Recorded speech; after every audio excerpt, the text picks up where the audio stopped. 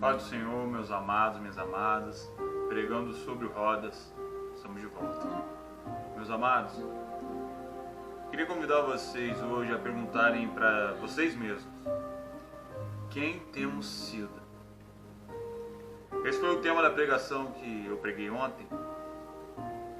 E eu fiquei constrangido com aquilo que Deus falou, porque aquilo falou muito ao meu coração. E aquilo desde anteontem estava sendo ministrado em mim. Quem eu tenho sido? Vamos orar? Pai, debaixo desse lindo fundo musical que o Senhor nos levou, debaixo, Deus, de Tuas asas queremos repousar. Queremos entregar a Ti nesse momento o nosso coração. Queremos entregar ao Senhor nesse momento a nossa vida, a nossa família. Queremos entregar às mãos do Senhor aquilo, Pai, que nós tanto almejamos, aquilo que nós tanto desejamos, Deus. E queremos pedir, queremos implorar ao Senhor, Pai. Pai, que nossos desejos e ambições, Deus, que as nossas vontades não venham ficar contra os Teus sonhos sobre nossas vidas, Pai.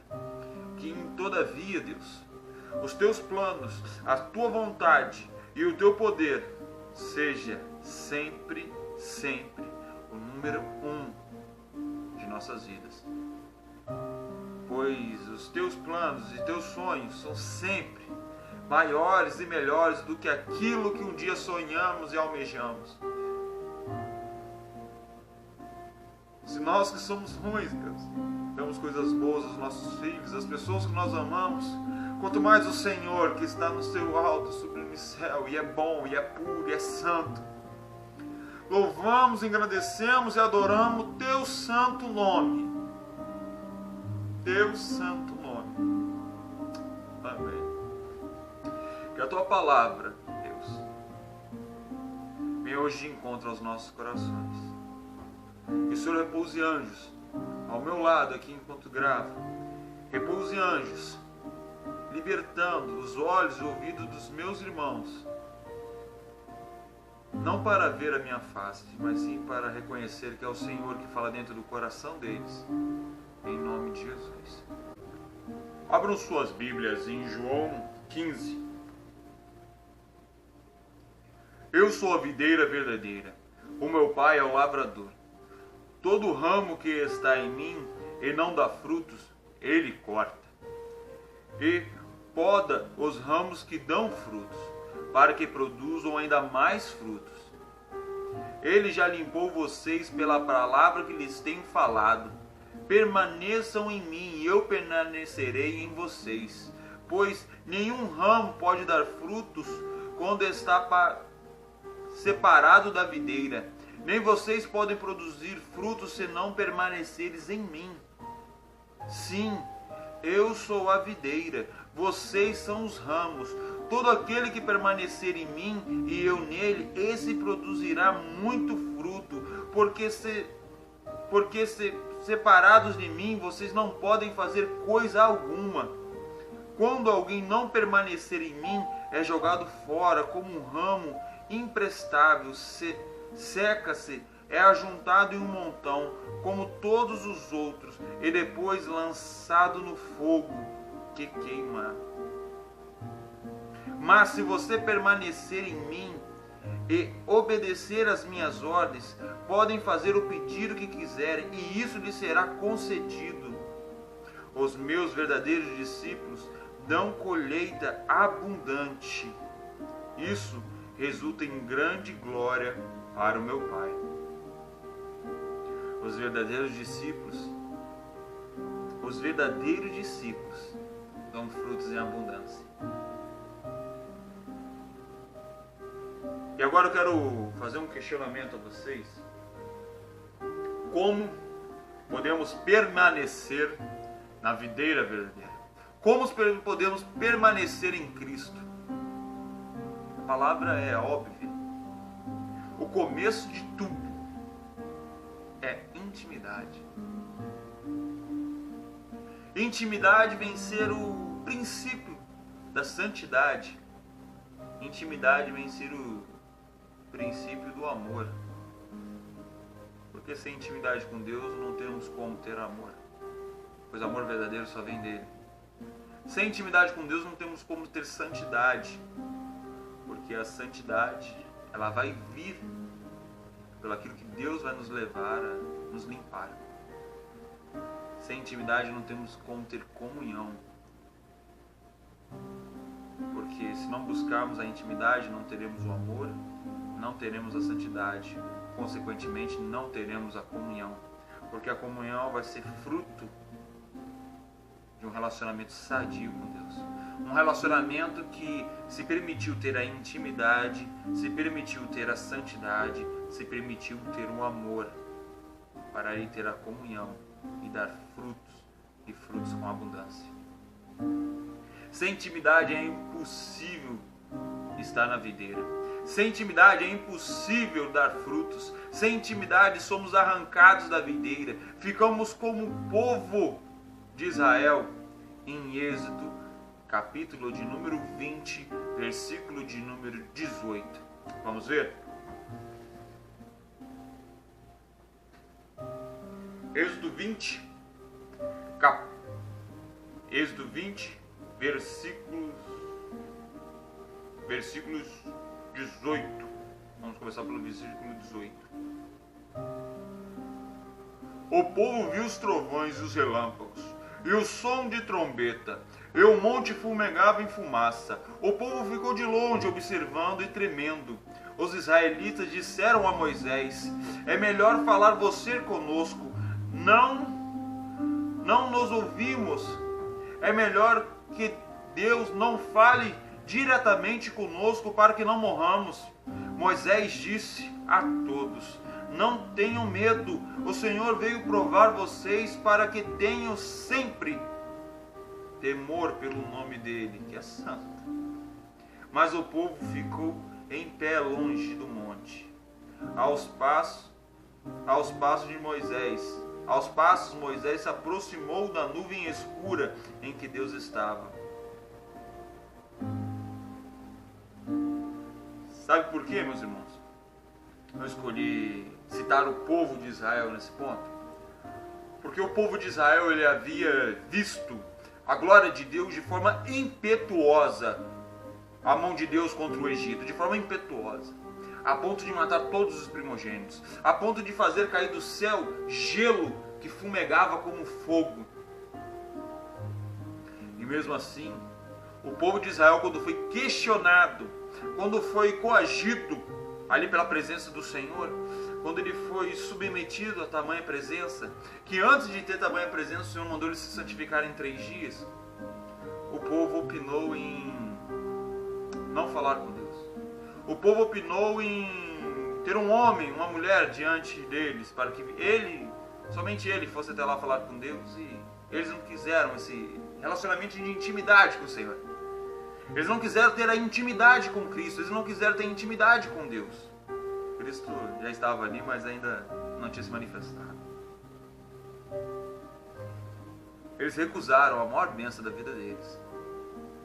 Os planos de Deus naquela época era que todos fossem sacerdotes, todos tivessem intimidade, todos ouvissem, todos tivessem acesso a Deus.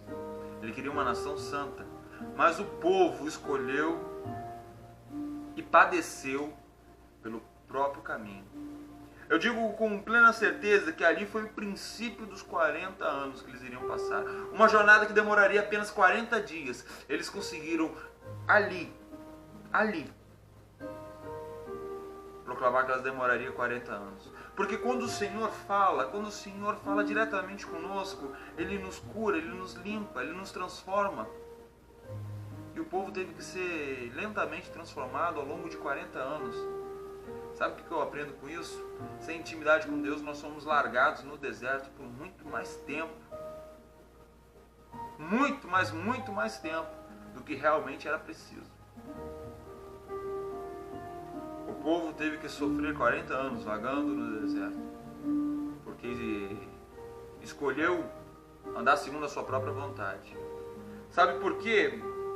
No versículo de número 21. Mas o povo ficou em pé, longe do monte, Aos passos, Moisés aproximou-se da nuvem escura onde Deus estava. Moisés foi o único de mais de 100, 200, 1000 pessoas, 300. O único que foi ver a glória de Deus. O único que se aproximou do Senhor. Nós temos escolhido homens e mulheres, temos ficado refém de orações de pessoas, quando Deus quer falar simplesmente conosco. Deus quer ter intimidade comigo e com você. Ele não quer usar um ou dois, Ele quer usar todos. Por isso Ele mandou o seu Filho, para que viesse e rasgasse o véu que separava. Mas nós, no lugar do véu, temos colocado uma cortina em volta do nosso coração. Uma cortina que tem tapado o nosso coração de ver a essência e a pureza de Deus. Nós temos opinado, meus irmãos, assim como o povo de Israel, e assim como eles temos padecido. Nossas famílias têm padecido, nossos filhos têm padecido, nossas igrejas, as igrejas que nós consideramos nossas, nós temos se feito donos das igrejas, têm padecido. Sabe, porque a igreja não é minha, não é sua, a igreja é de Cristo. As ovelhas não são minhas, não são suas, elas são de Cristo. E se você, assim, tem tido honra na casa do Senhor a tempo e fora de tempo de ajudar no rebanho dele a ser conduzido, entenda que você dará a Deus explicação por todas as suas atitudes, por tudo. Você dará conta de cada uma das ovelhas. E agora eu quero te perguntar uma coisa. Quem você tem sido em seu relacionamento com Deus? Sabe por quê? Sem intimidade nós não temos como levar o povo de Deus. Nós não temos como sermos ramos e darmos frutos a Ele. Sem a intimidade nós não temos como alcançar o amor de Deus, porque nós estamos longe, separados. E separados de Deus, separados da videira que é Jesus, nós somos enmudecidos. Nós somos despidos, nós somos lançados nas nossas próprias vontades. Ontem eu falei isso à igreja. Eu estava num questionamento muito grande na minha vida. Preocupação. Vou ser pai daqui a pouco tempo, para a glória de Deus. E eu me questionava a respeito de fazer ou não, ano que vem, a teologia. Começar de fato ou não esse nível de estudo na minha vida e de entrega ao Senhor, para me tornar, no tempo do Senhor, um pastor de sua casa. E eu peguei lá no fundo do meu coração algo que estava bloqueando isso. O medo. O medo por assumir um compromisso de todos os meses, agora com filho, mais um gasto. Mas esse não foi o meu maior erro. O meu maior erro, que estava escondidinho no meu coração, mas eu pude identificar ele ontem,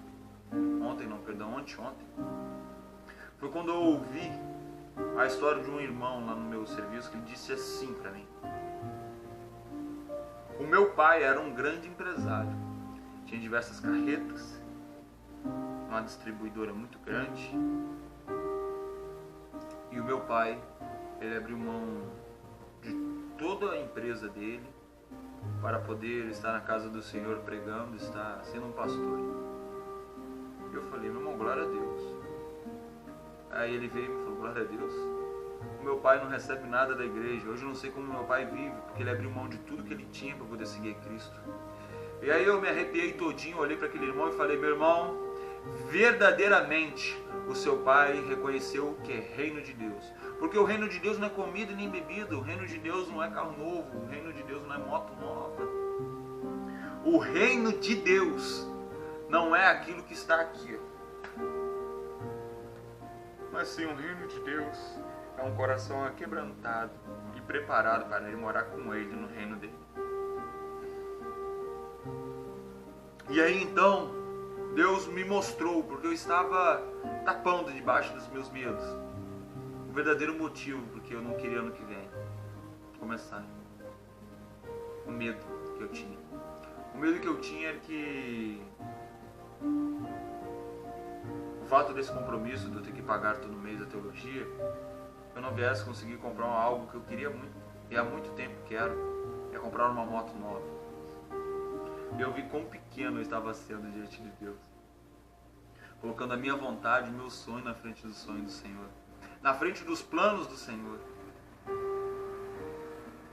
A palavra em João nos disse claramente que se nós obedecermos a palavra dele, estivermos nele, produzindo frutos, tudo aquilo que nós pedimos em nome dele, ele nos dará.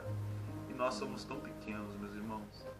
Eu estava sendo tão pequeno com as minhas vontades, estava sendo egoísta, eu estava sendo como o povo de Israel. Sabe como? Nós, eu e você, colocamos em nossas vidas bezerros de ouro quando nós não queremos ouvir a Deus. O povo de Israel, quando ele decidiu negar a essência do Senhor, falar do Senhor ali com eles, logo depois que Moisés subiu ao monte, passados-se alguns dias, o povo fez um bezerro de ouro. O povo voltou a ser o que eles eram, idólatras, adoradores de imagens. Eles voltaram a ser aquilo que eles tinham ainda dentro do seu coração, aquilo que eles viviam no Egito. Eles voltavam ao próprio cativo, se lambuzaram em bebida, em mulheres, em tudo. Assim temos sido, meus irmãos. Nós temos feito bezerros de ouro de nossa vida. Nós temos almejado mais as coisas aqui da terra do que as coisas do céu. Nós temos almejado, eu não sei qual tem sido o seu bezerro de ouro. O meu, que eu tirei, foi esse. Eu creio que se daqui a um mês eu vier fazer outro vídeo, eu tenho certeza que outros bezerros terão saído. Porque enquanto nós estivermos aqui, nós temos que estar nos purificando de nós mesmos e de toda a essência do mundo que está aqui. Agora eu quero te perguntar, qual tem sido o seu bezerro de ouro? Qual tem sido o seu bezerro de adoração a seus filhos? Lembre-se de Isaac. Abraão levou Isaac até o alto do monte a sacrificar em amor por Deus. Será que o seu maior tesouro tem sido o seu carro? Não confie em carros, carruagens. Maldito é o homem que confia nisso. Será que o seu maior tesouro tem sido a sua esposa? O seu esposo? São homens, são falhos, são pecadores. Busque o reino dos céus, meus irmãos. Destrua na sua vida os bezerros. E que, acima de todas as coisas, quando Jesus foi interrogado, ele disse: amará o Senhor teu Deus de todo o teu coração, de todo o teu entendimento. E logo após o segundo mandamento foi: amarás o teu próximo como ama a ti mesmo. Que nós possamos amar o nosso Deus de todo o nosso coração, de todo o nosso entendimento, de todo o nosso ser. E em segundo, nós possamos amar o nosso próximo, o nosso irmão, que nós possamos amar aquele que nos persegue, assim como nós queremos ser amados. Eu creio que quando chegarmos nisso, nós chegaremos muito, mas muito perto de Papai. Nós estaremos findados na videira verdadeira. E aí, a nossa vida, o nosso ministério, a nossa casa, a nossa igreja, o nosso trabalho, aonde nós passarmos, nós daremos muitos frutos. A palavra nos diz que onde José colocava a mão, o Senhor era com ele. Ele prosperou diante do seu pai, ele prosperou na casa de Potifar, ele prosperou na cadeia e ele prosperou diante do Egito. Ele prosperou em tudo que ele colocava a mão, porque o Senhor era com ele. Ele estava findado na videira. Ainda quando a mulher de Potifar se veio contra ele, a maior tentação que um homem muitas das vezes tem é a mulher. Ele negou, ele correu, ele fugiu e ele foi preso injustamente. Mas ele não desistiu do Senhor, porque ele estava findado na videira verdadeira. Ele estava colocado nos átrios de Deus. Ele fez como Moisés. Ele entrou na fumaça do Senhor. Sabe por que a fumaça é espessa e ela é escura? Porque a glória de Deus é tão pura e ela brilha tanto que ela nos consome, ela nos mata. Se nós estivermos com pecado, Mas se nós nos purificarmos, nós podemos entrar e podemos morrer lá dentro. Sabe por quê? Para ver Deus nós precisamos morrer, nós precisamos matar a nossa vontade, nós precisamos matar a nossa sede de carne. Eu vou trabalhar daqui a 2 horas, eu vou entrar no meu trabalho às 7 da noite, vou sair às 7 da manhã.